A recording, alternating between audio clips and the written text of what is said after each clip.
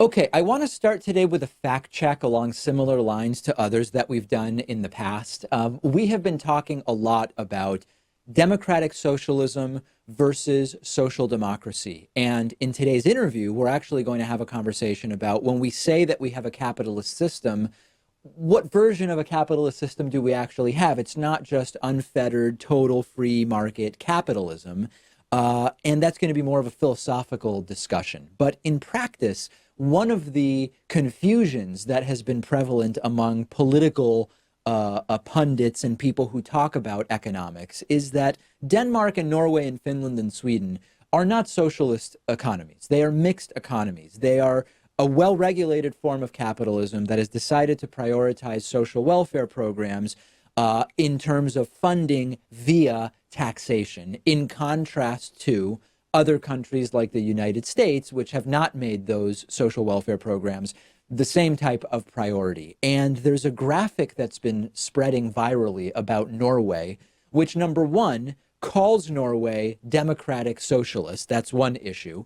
And number two, makes a bunch of specific statistical claims comparing and contrasting Norway to the United States, sort of making the case that Norway is a, quote, socialist paradise of some kind. So let's look at the graphic and the comparison. And if you're just listening, I'll tell you a bunch of what's on it.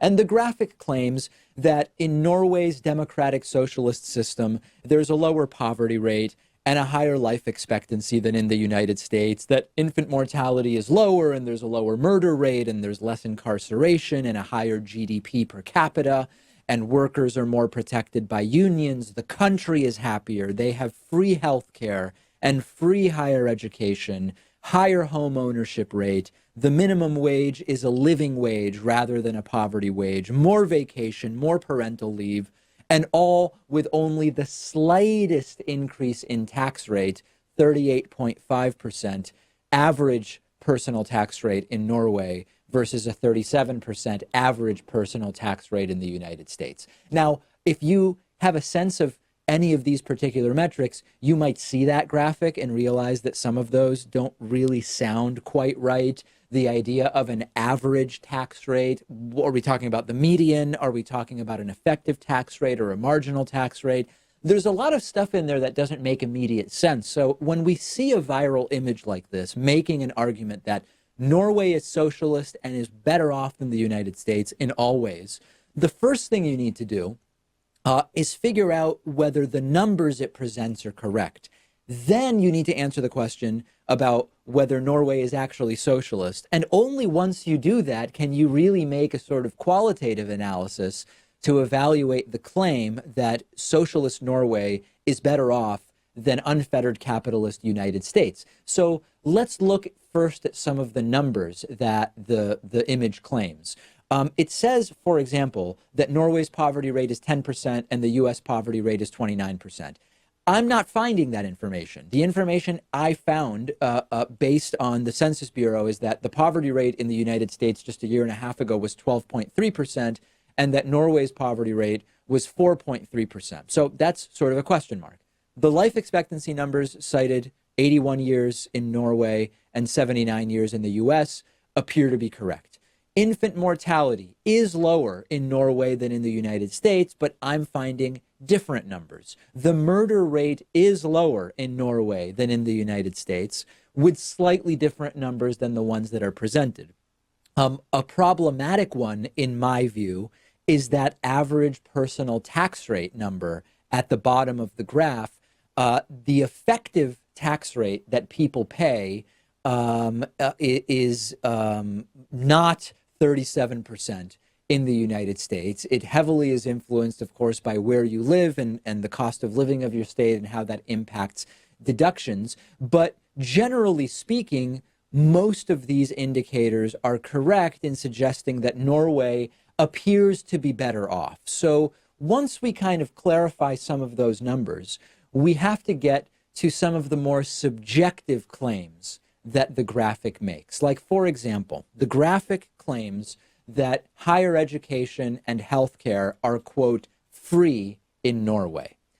I actually think that that's sort of a problematic way to say it. They are paid for through taxation. And I think that when we say it's free, it opens criticism of a very specific kind, which is nothing's actually free. And it starts conversations about handouts and so on and so forth. It would be better to say countries have taxes. The United States has taxes and Norway has taxes. Norway has different priorities in terms of how those taxes are spent. And one of those priorities in Norway is providing healthcare through taxes. Another priority in Norway is providing public higher education through taxation. I think we're better off saying that than that they are, quote, free, because that's both confusing, not completely accurate, and also opens up a number of lines of criticism. But then we get to the most important question. Is Norway socialist? And the answer is no. Norway is a social democracy in the Scandinavian capitalism line of thinking, of organizing an economy.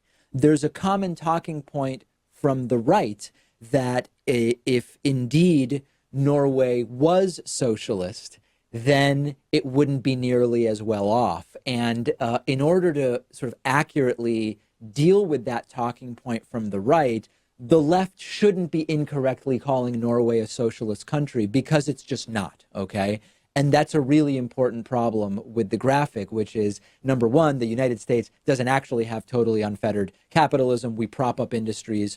We subsidize industries. We have almost no competition in many industries, as I will speak with Denise Hearn about a little bit later on in the program. And just as importantly, Norway is not a socialist country. There's a common talking point from the right when you show them this data comparing Norway and the United States. They will say these things work in Norway because Norway is a homogenous white society with few immigrants. So it just works. And in the United States, it wouldn't work because of immigration and racial diversity, rather. This is just wrong, okay? Norway has actually the same foreign-born population percentage as the United States, right around 12 or 13% for the last year in which we have data for both countries. So that talking point is just wrong. Now, it is true that the United States has more racial diversity in the way that we measure race than does Norway. But Norway has a number of internal ethnic groups of different ethnic background that to us just seem as if they are just all white people, the way we categorize. And within Norway, these are actually more significant differences. So it's also just not true to say that Norway is a completely homogenous country. So the first thing we have to do anytime we see a viral image like this start to spread is fact check the data. Once you fact check the data, evaluate the labels that are being attached. Is the US really totally unfettered capitalism? Is Norway actually socialist? Once you have accounted for that, then we can make an analysis about which system appears to be working better for the people that live within that country. You should be doing this, sort of applying this skeptical eye to every single one of these memes that spreads over the internet, because some are accurate, some are not, and we're only going to be able to have productive, substantive conversations if we all have an accurate understanding of what reality is. One of today's sponsors is privacy.com/Pakman. This is a free service that I've actually been using myself for a while now, and I love it. You just take a few seconds to link your debit card or bank account to privacy.com's mobile app or browser extension for Firefox and Chrome.